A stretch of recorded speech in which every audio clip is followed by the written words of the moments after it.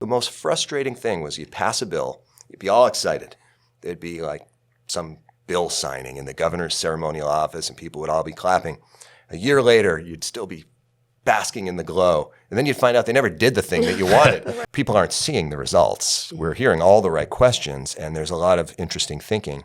But when you go from having roughly the national average health insurance premiums 6 years ago to double the national average today, it's hard for anyone to hear that things are in the right direction right now with a straight face, right? It's shocking that anyone would vote for that at all. Let's just name that. And then it's shocking to me. I mean, the rule of thumb is for caucus leadership not let something on the floor until you know how it's going to break. So why did Senate leadership allow that to go to the floor? Hello, Vermont. I'm Andy Julo. And I'm Joanna Grossman. And this is There's No Way in Creemee. Vermont politics, culture, and beyond. Thanks for joining us. Hello and welcome to There's No Way in Creemee.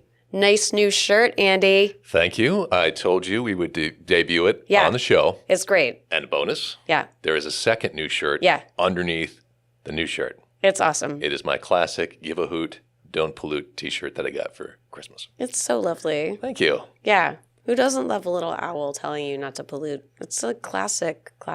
Yeah. Yeah. Yeah. The bear tells you not to set the forest on fire, and the owl says don't pollute.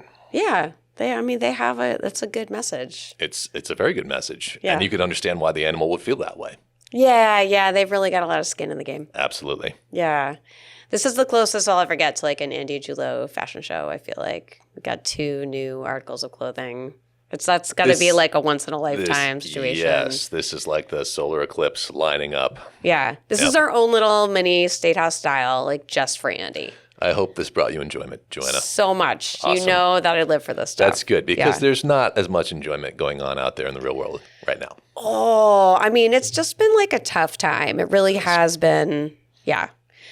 I think we're all really feeling the low-key terror, just scared, feeling like we're seeing our country doing things we never thought we'd see them do in our lifetime or ever. And it's been really upsetting. And it was a lot to watch what is happening in Minneapolis. And it's also a lot to see people being detained illegally here in Vermont and to make sense of that, where we feel like this is our special little state, this is our refuge. And, just this week we saw the detainment of Stephen Tendo, a Ugandan asylum seeker, a nurse and pastor who was detained in St. Albans. And we just saw the release of Hussein Noor Hussein, a Somali cab driver. These are people who are, they shouldn't be detained illegally anyway, but, these are people who are actively contributing positively to our society. All you can say is why? To what end? Who does this benefit? It just doesn't make any sense. It's so toxic. Mm-hmm. It is, it's just hard to make sense of. It's not Vermont values. No. And it's, I think one of the things that feels bad about it is that it's the federal government here doing things that we don't want. Yeah. And we like to think of our government as this tiered system where it's all working together. Yeah. And it just feels like this big weapon is just pointed at us. Yeah. It's just another, chink in the armor is an understatement in this case, but it's just another chink in the armor of the public trust, public trust in our government, which we talk about later with Tim a little bit. It's so important that we have to be able to trust the establishment and trust our government. And I just feel like it's hard to raise a kid right now and be like, oh, sure, everything's going to be okay. And I really hope it will be. But it's never been harder to say that. That's true. Yeah. And, props to the people out there showing up for all of this. And then another area where we look for protection is our court system. Yes. And we just had a confirmation of 2 Supreme Court justices to the Vermont Supreme Court, confirmed by the Senate. One is Christina Nolan, that passed on a fairly wide vote. She was a 2022 Senate candidate as a Republican. She lost in the primary, considered a fairly moderate Republican. The other, more controversial, Michael Drescher, who as a federal prosecutor who has prosecuted some of these people who have been detained illegally and released, like Mosen Mawdawi. He participated in a press conference in Florida. He was on vacation, but he ended his vacation to go to a press conference with Pam Bondi on human trafficking, which was considered to be, by many, at best, poor taste, and at worst, working with a government, a Trump administration, that is doing harm to the state of Vermont. Yeah. Yeah, it's hard. It's hard to square. And that confirmation went through narrowly. It was a 15-15 tie in the Senate with two Senate Democrats from Bennington voting with the Republicans. And then that tie was broken for the first time in apparently 30 years by the Lieutenant Governor, John Rogers, who cast his vote to confirm. And Drescher is now a member of the Vermont Supreme Court, someone who is closely tied to the Trump administration. Yeah, and actively complicit in these detainments. Yeah. Yeah. Seems like a real failure of Senate Democrats to prevent that confirmation. Yeah, I mean, it's shocking. It's shocking that anyone would vote for that at all. Let's just name that. And then it's shocking to me. I mean, the rule of thumb is for caucus leadership not let something on the floor until you know how it's going to break. So why did Senate leadership allow that to go to the floor? That is a good question. I do not have an answer for. No, it doesn't make any sense to me, and it's horrible, and it's putting our marginalized populations at risk. Yeah. Yes. One of the amazing organizations in the state that is working really hard to protect our marginalized populations is United Way's Vermont Immigration Defense Fund. Did I get that right? Yeah. And they've just been doing an amazing job of trying to protect folks.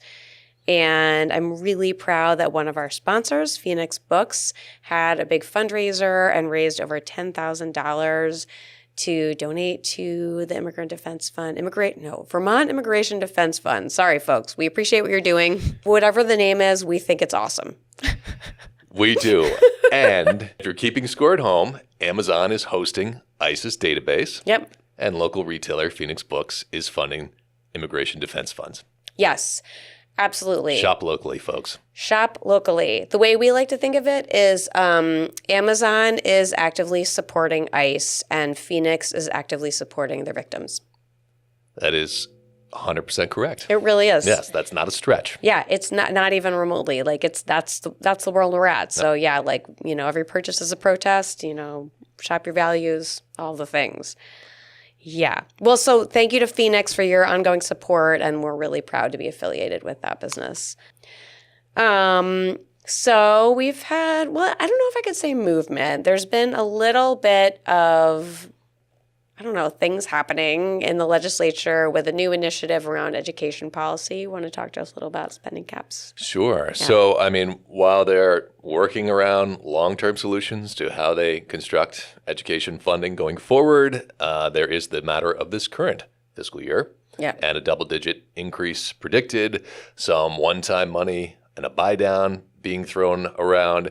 Also, Senate Pro Tem Phil Baruth, we were there on opening day, and he said, prepare yourself. This is coming your way. And he did kind of humorously say, you'll hear some things about me and over the next couple months that I hope you'll discount. Yeah. But he had a funny little kind of shtick that, saying Yes. that people weren't going to like him for it. So. Right. And he's right. Yeah, it's not really happened. Yes, as many of the groups that support education have come out against this. But this is an old idea, spending caps, and it's been done a few different ways. This is a hard cap that would limit school districts between 3 and 9% of an increase over last year's cost per pupil. It's a hard cap. They just simply cannot spend. There's not a penalty for going over. They just simply cannot do it. That budget would be rejected. The formula kind of depends on whether they've been a high spending district in the past or low spending district. So it would range between 3 and 9%, but each school district gets a number, and they are held to that number.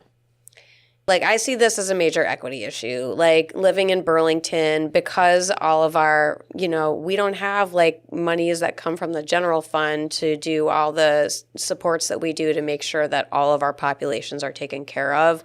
We're feeding kids lunch and we're making sure kids, have the opportunity to learn English, and those things cost money, and that's part of our values. And, if you're going to have hard caps, those are things that are going to get hurt. Yeah, and that's one of the things.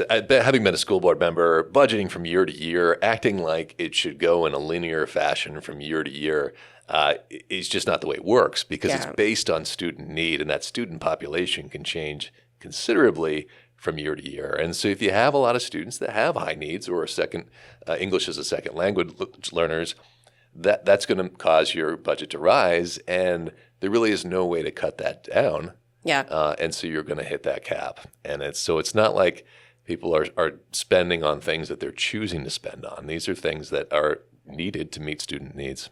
Yeah. I mean, that's part of our Vermont values is to make sure everybody's taken care of.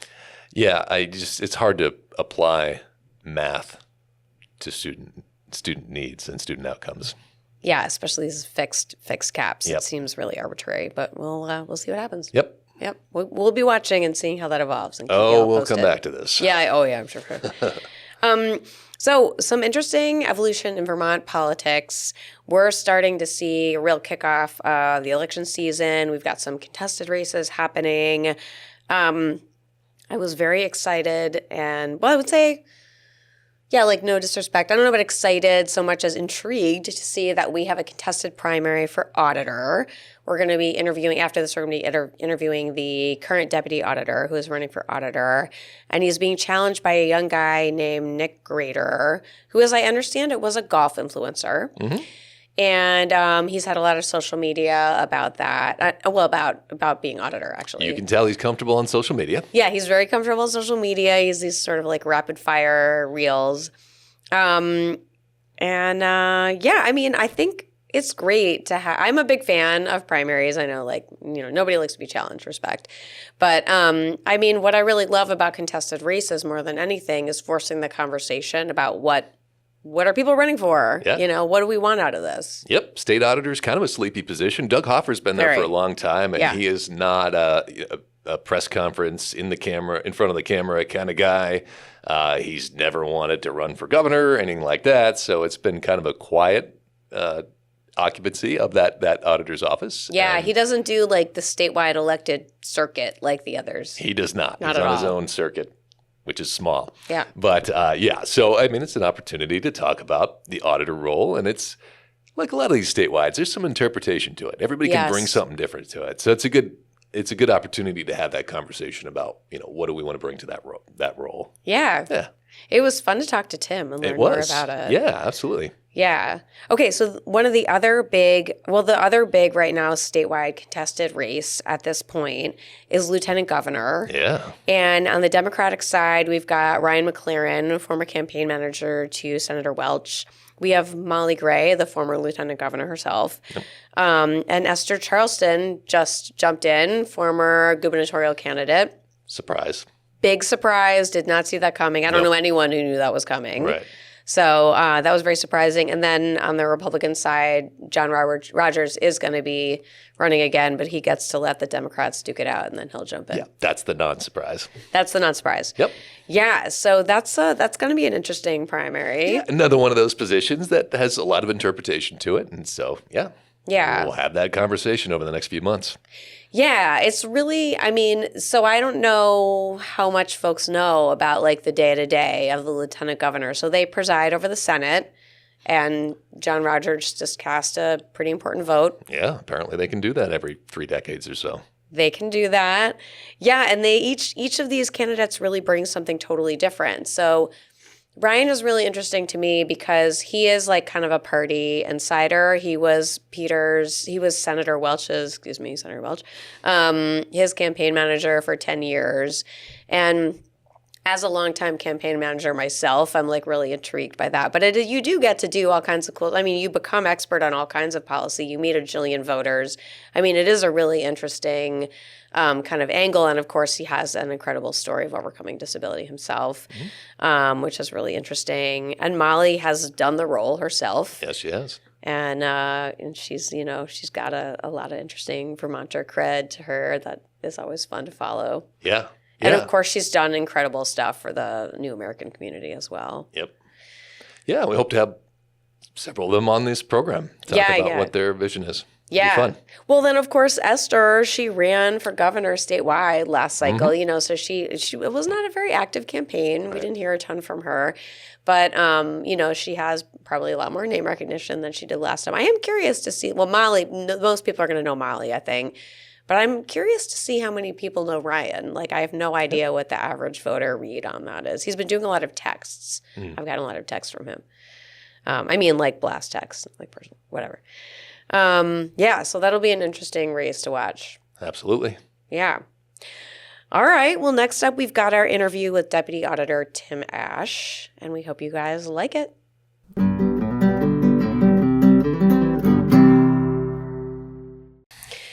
Hello and welcome to There's No A in Creemee. Tim Ashe, thanks for joining us. Thanks for having me. Yeah, absolutely. So we're so curious. You've kicked off your campaign. Tell us what you're running for. How's it going? What are you hearing out there?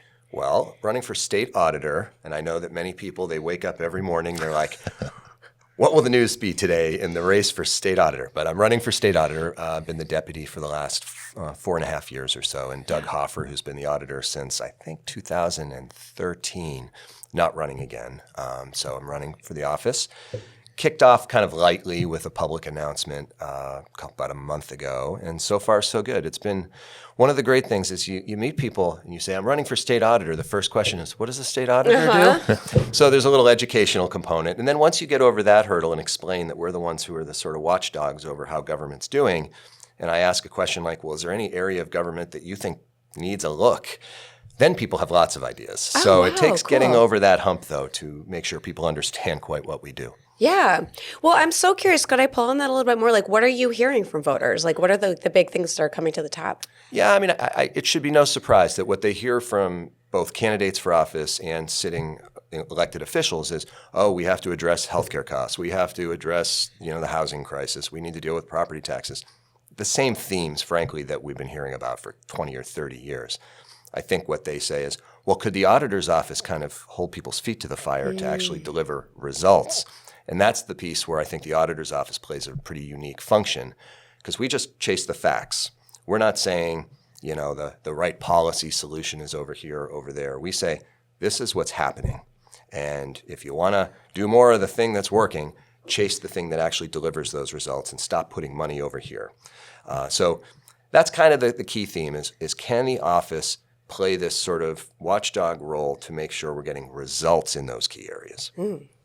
That is interesting. Well, I hope it is. I know, I really do. I feel like there's been a little bit of a movement around government accountability. Yeah, and it's kind of like this.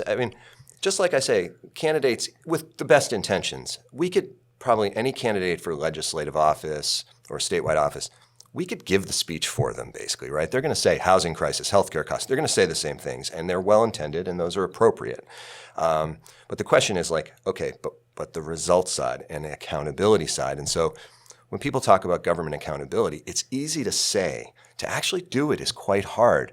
I was a legislator. The most frustrating thing was you'd pass a bill, you'd be all excited. There'd be like some bill signing in the governor's ceremonial office, and people would all be clapping. A year later, you'd still be basking in the glow. And then you'd find out they never did the thing that you wanted. Right. And then you're like, wait a sec, we fought tooth and nail to get that thing done. Where's the accountability? And so, we do that in the auditor's office today. In my deputy role, we do that on a sort of a spot basis. We check this program or that program. The legislature itself needs to strengthen its efforts so that they don't have to have moments of inspiration to follow up on like how something went, but that it's sort of systematized. Yeah.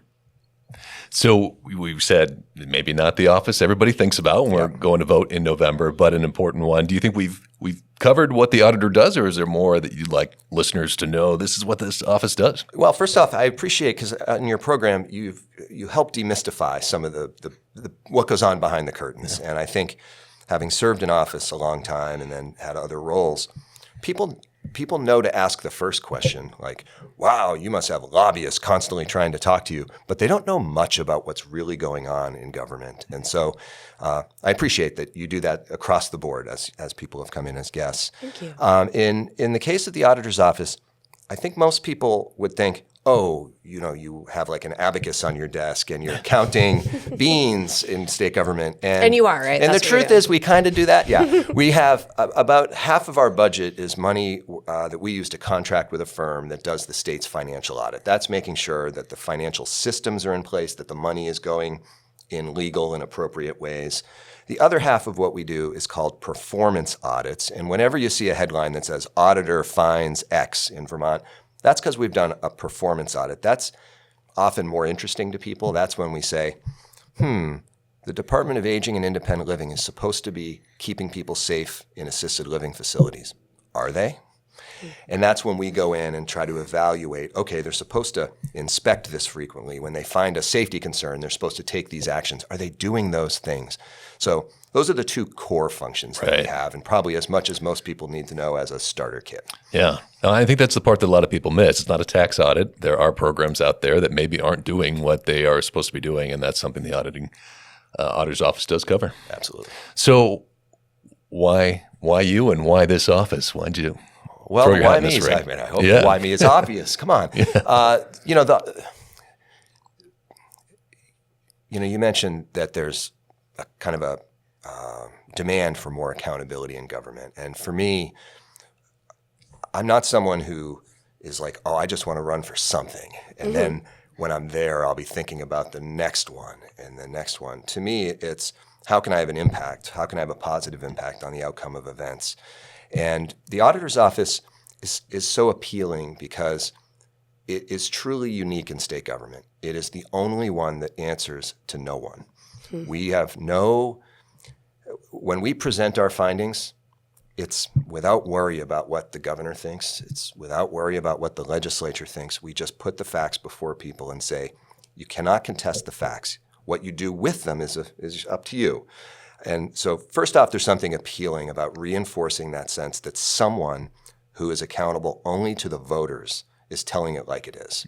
And I think Doug has really reinforced that. Doug, I don't think anyone would say he doesn't speak what he believes to be the truth and call it like he sees it for fear of some reputational issue. And I think reinforcing that independence has been absolutely critical.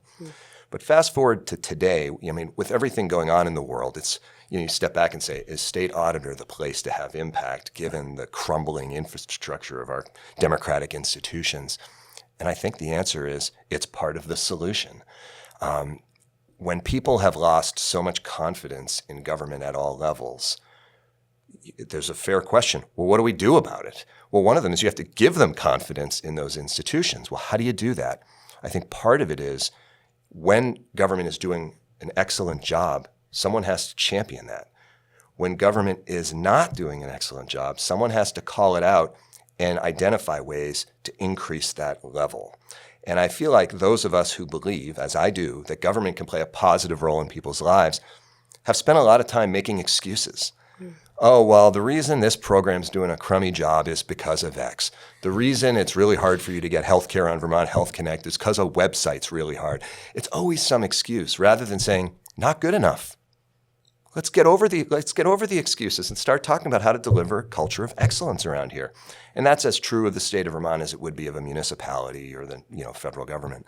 And so to me, that's no small undertaking. I'm not under any illusion that the state auditor alone is part of that discussion, but the state auditor is uniquely positioned to have a central role in recasting people's relationship to state government. Sure. It's a bit of an evolution for you, though, because you were a policymaker at one point, and now you're dealing with policy efficacy. I have been on both sides of it. Yeah. And I'll tell you, I'll give you an example, actually. And this ties into what we're going through in the nation right now. I just saw, it was I think 2 days ago, that Kristi Noem said, from now on, the ICE agents in Minnesota are going to be wearing body cameras. There had been a bipartisan push in Washington to say, enough's enough. Like they at least have to have cameras so there's transparency. And a lot of people in Vermont, I think, have said, and I hear this at meetings I'm at, well, these things don't happen here. But I recalled in my time in the Senate, as I neared the end of my time, there was a proposal that some of us advocated for. There were a handful of us, the House and Senate Judiciary Committees, to have all state troopers have body cameras. Okay? We thought this is good for the troopers themselves because it gives transparency, so it won't be just someone making an accusation. And it's good for the people on the other side of that encounter because there's clear video evidence. It doesn't always mean the truth is easy to get, but at least you have evidence about what happened in that way. So we were very pleased with ourselves when we put some money aside in the budget. A year later, we're going through a normal budget hearing in the Appropriations Committee, and the head of the state troopers came in and said, oh, well, we have this problem where a number of our troopers are bringing their own firearms to work because the ones they had are sort of old or, I don't know, like kind of rusty. I don't know what the right way to put it is. And they said, so we're going to upgrade and buy them all AR-15s. Whoa. And we said, well, where'd the money come from? Well, we decided we were going to hold off on doing the body cameras and use that money to buy the AR-15s. And I gasped, and I thought, I can't believe it. And the thing is, the head of the state police, he wasn't thinking that this was an attempt to circumvent transparency. He was just looking at it as a practical thing. Oh, I need money to get the AR-15s. Where am I going to find it? Oh, we haven't yet spent that money on body cams, so we can just go like that. Mm-hmm. So I said to my committee members, someday someone is going to approach a state police officer, and the state police officer, for whatever reason, is going to pull a trigger on that AR-15. And you're going to wonder, how did this ever happen? It will be this decision right now if we let this go down. Well, needless to say, we pulled that proposal did not go forward. So we went back to body cams. But so when I think about that, sort of legislative example, it helps inform me when I look today at the state auditor's office and say, you know what, there are those opportunities to hold government accountable to do what they were supposed to be doing, play out in very real and powerful ways. We see that right now in Washington. Mm-hmm. We talk a lot about how important it is to rebuild public trust and how we really can't make a lot of big changes without that. And so, that's when I'm thinking about government accountability and a lot of what you're talking about. It is about rebuilding public trust. And I do think that's pretty cool. And people, it's easy because, we've all been, for 2 separate terms, focused so much on trying to resist and stop all these horrible things from Trump. And it is very easy to forget to mind your own store as well. And it's not that I've been in Montpelier enough to know the people there are almost all there for exactly the right reasons. They're public-spirited and their intentions are great. Their desire for communities to succeed are all there. However, it is very easy for the public to focus so much on these horrors coming out of Washington and forget that we have our own part to do here. And that's where we come in the auditor's office. Yeah, absolutely. Current State Auditor Doug Hoffer has introduced a bill in the past to expand the role a little bit, not just state agencies, but also people who contract with the state of Vermont. Where do you land on that? Do you think the office should be expanded? Yeah, it's a tricky situation. So I'll give a quick backstory. The auditor's office has broad authority in statute to basically chase any state dollar. When I say chase, inspect any state dollar. Whether it's from the federal government or from Vermont dollars. At one point, this predates me, the auditor's office was doing an audit of OneCare Vermont, which is a sort of a bureaucratic healthcare instrument, which is, I don't know if they still exist, but if it still exists, it's phasing out. Yeah, they're there. So that's another story for another day. Yeah. And the auditor's office was trying to understand how that entity was deploying resources to achieve the objectives that had been laid out in statute. You're supposed to be doing healthcare reform stuff over here, and you're supposed to be helping with primary care over here. How are you using your resources to do that? And asked for salary data, not so that they could say, oh, well, Andy's making X number of dollars and Tim's making Y, but just to understand how much was being deployed for these different purposes. And OneCare responded by saying, we're not going to tell you. We will give you some general information, but we're not giving you the detail that you're asking for. So the auditor's office went to court to say that you're compelled to because these are state dollars. The court then ruled against the auditor's office, saying that actually the statute didn't explicitly say that a non-government entity had to hand that over. Now, the auditor's office in the past had asked for such information from non-government agencies all the time and said, you're a recipient of this money for a contract or grant. Can you show us these records? And there had, I don't believe, been an instance where they had been told no. So the past practice had always been people were just very forthcoming. In this case, it was a different story. So I believe the Senate passed the bill several years ago to restore what had been the past practice, if not the past statutory language. Sure. The House did not advance it. At this point, it doesn't look promising for now. And I think, my feeling is for the moment, I think we have other problems. Leave well enough alone. Nice. So you're the deputy auditor now. You're running to be auditor. I'm curious if you have thoughts about what are the current biggest inefficiencies? Where is the most room for improvement?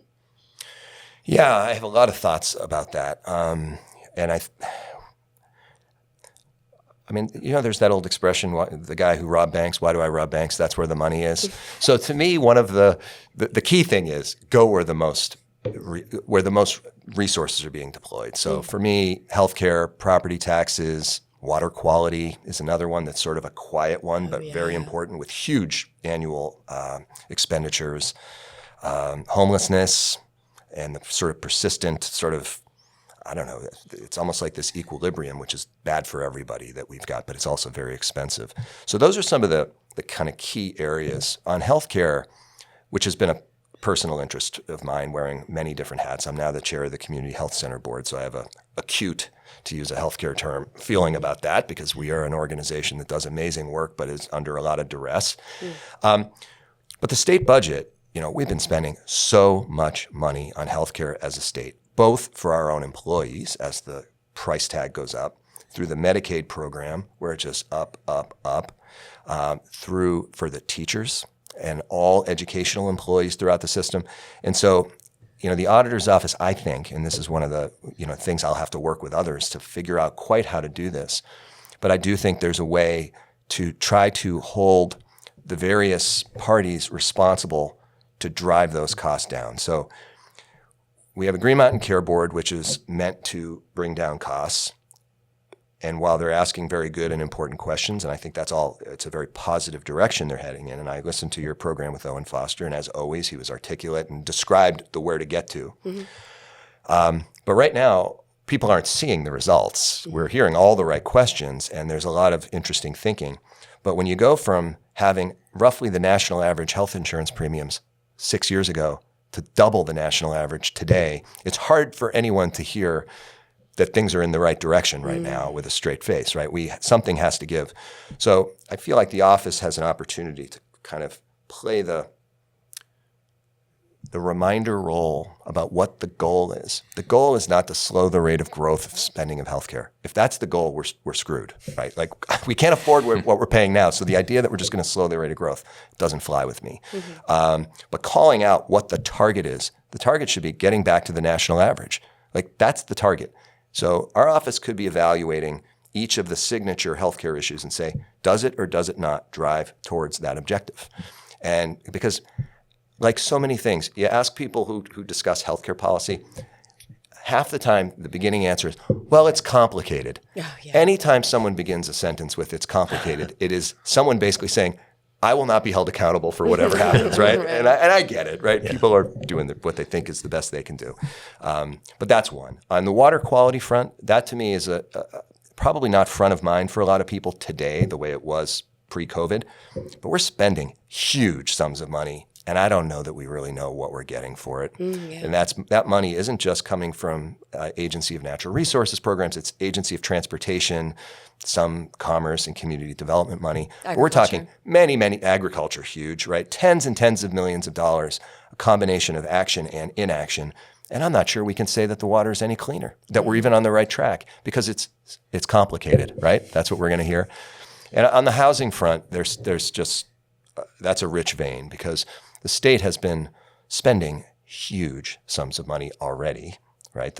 If the VPR tally was correct, almost $800 million to produce about 4,400 units of housing is a pretty astonishing number. It's even more astonishing when you think about at the exact same time, that we created those 4,400 units for $800 million, about 5,000 to 6,000 units went from being home ownership or rental to Airbnbs. Okay, so it's not even 800 million for 4,400 steps forward. It's 800 million for like a net of a few hundred steps backwards. Yeah. So our office has an important role to play to say, look, if the goal is to relieve the housing crunch and create affordable home ownership and affordable rentals, then we have to be serious about it. We can't just say all the tools are important and just throw the kitchen sink at it. No, we have to be far more disciplined about it, especially as money starts to dry up. And there's this new program, I won't get into the acronyms, but if you've heard this, $2 billion over the next 10 years for housing infrastructure, that could break in a couple ways. That could wind up being an extremely expensive way to not deliver the desired outcome, which is affordable homes and rentals, or it could produce a lot of that. And so our office can be tending to that along the way, which I think is really important. So those are just a few themes about why I believe the office can have impact on that policy level. Yeah, and it seems like to have that impact, you need to be able to get that message out to folks who are not in Montpelier in the Statehouse every day. Yep. How do you go about tailoring that message, or getting enough channels out there so that you're reaching everyday voters with this information about how their tax dollars are being spent? Yeah, it's a good question for everyone in state government, because people aren't reading the daily newspaper, so that everybody has that common narrative, whether they live in Bennington or St. Jay or wherever. So we in the current mode, we have an email newsletter that goes out to like 13,000 people, and that's great. Those people see it. We write things in plain English. If you read one of our newsletters, you're not coming away saying, "Gosh, I don't have a accounting degree. I have no idea what they just said." No, you're like, "What was the point? Did they? How are things going?" That's the takeaway.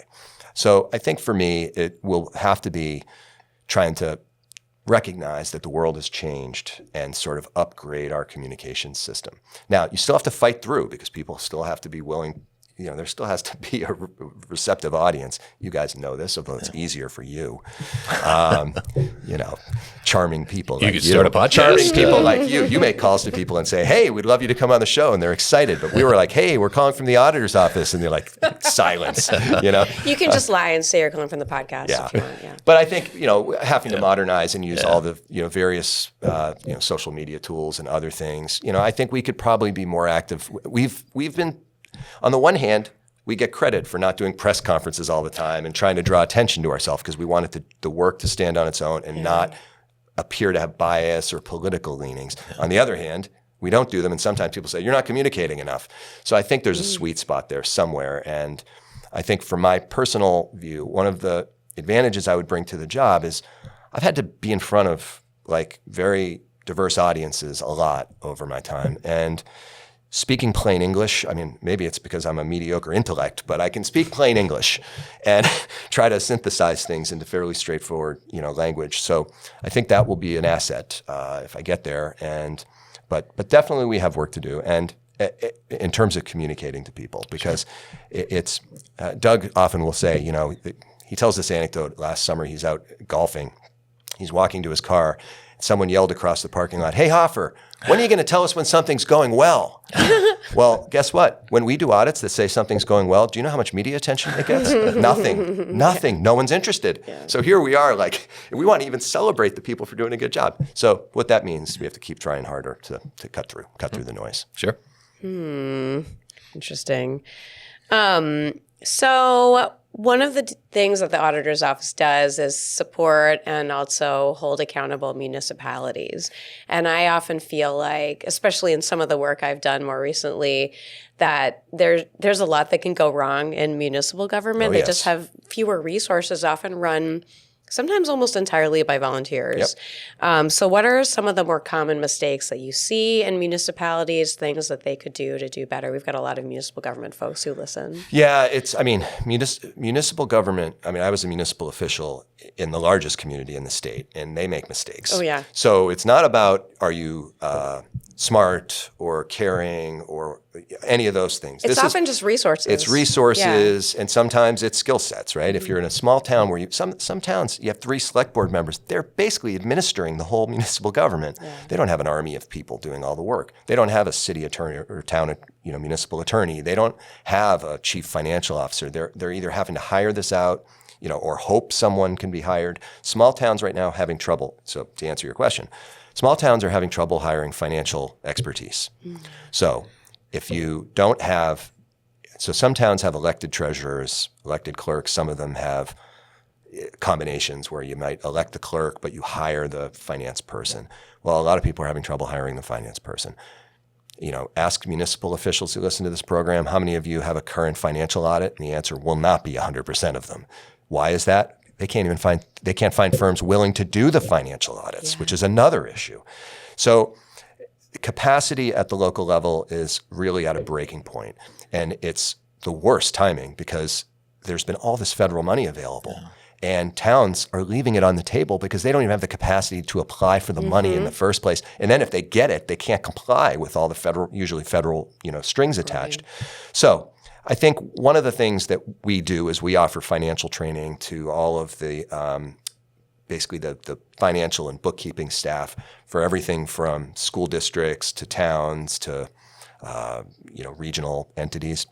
And I think we could be more proactive working with like the VLCT and others to say, okay, what are those real weaknesses that we see all over the place? How do we work with the legislature to bring dollars to bear so that we stop believing that rural Vermont is going to start mushrooming CFOs? It's just, if there are CFOs out there going to work part-time for the low pay that most municipalities can offer, is probably not going to happen. So I think the state might have to start stepping up and providing that, the financial help, not just saying do it differently, because that's not working. Interesting. We also, by the way, we audit the sheriffs. That's something that we're required to do. We're required by statute to audit. So we don't audit towns. We do audit the sheriffs. We contract with a firm, and that has been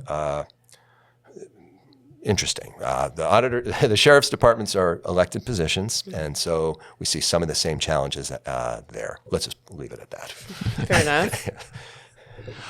Some might disagree that Doug has been low profile, but I think from a public standpoint, he's been fairly quiet. Most people don't hear his name an awful lot. He's not running for governor or clamoring for a higher office. So would you continue that? Do you think that's been good to have a lower profile in the auditor's office? Would you tweak that slightly? I think it has. I mean, it is exactly who Doug is, right? He is not running for something else. He was a policy analyst his whole life, so this has been a fairly natural progression for him. He's not someone looking for the limelight, or it needs to be like, it's not dangerous to get between him and a camera. Let's just put it that way. He's not going to stampede over you. I think, I look at it, if I'm lucky enough to get the role, as sort of modernizing it a bit, which is to say, not hungry for, press coverage, but more making the office more impactful by being a little bit more visible and communicative in different ways. So sure. I know how the legislature works because I was there, and it's hard for people who weren't there to really understand what it's like to go do the decision making as a legislator. So that's an example where, we don't have a big office. We have 16 people. So we have not had a deployed person in the Statehouse the way all the other statewide offices do. Will I be more of a presence in the Statehouse? Yes. And I think it won't be because it's somehow good for me politically. It's that it'll help me observe and communicate and figure out how we can be more helpful. So that's the kind of thing where we'll be more visible, but not cheaply, if that makes sense. Yep. I hope absolutely. I hope it won't be cheap. Well, you've answered some hard questions, and now we're going to hopefully give you an easy question. Good. So we have a tradition here on There's Snowy and Creemee. If you get the opportunity to visit one of the state's lovely Creemee stands, what do you order? I'm a chocolate. I'm so straight. Yeah. Chocolate? Yeah. Straight up? Yes. And do you get sprinkles? Chocolate. Chocolate sprinkles. Oh, yeah. No, nice. I'm like, this has been like... Doubling down on chocolate. This is like going back to like early childhood. No. I first of all, I mean, I don't need complexity in my choice for Creemee. So I go with what I like. I love it. Awesome. Now, if it's Ben & Jerry's, it'd be a different thing, but we're not talking Ben & Jerry's. Oh, okay. But do you want to give us some bonus content here? Do you have I mean, I feel like as I am speaking to my, cholesterol level here, but, I'd say fish food has probably been my go-to for 20 years, but you got to be a little sparing with it. Is there a retired flavor that you miss? Oh, a retired flavor. Did they retire Chunky Monkey? No, that's still That there. still goes? Yeah. Well, then I can't say that. I've been to the graveyard down there. Yep. I can't say that I quite. A lot of them were good choices to retire. Yeah, probably. Yeah. Broken glass, Yes. That's probably one that Wavy could go. gravy. Yeah, wavy gravy. Well, wavy gravy. Tim, thank you so much for talking with us. Well, it's been great talking to you. And Yeah. I should have, offered you to do the program with this when I started, because this is what most people think, and it goes well with your. I think with your eyeglasses there. It gives you oh my God, this is amazing. major street cred. What do you guys think? Oh my God, if you walked into a auditing conference right now, people would be. She's one of us. I feel very cool. I can't tell if you're playing poker or going to play tennis. Yeah. When you said you're feeling cool, it's good to feel cool. I'm owning the look. I'm owning the look. That you are. Yeah, Andy, you can wear it for the next episode. All right, fair enough. Yay. Thank you, Tim. Thank you, guys. Appreciate it. All right.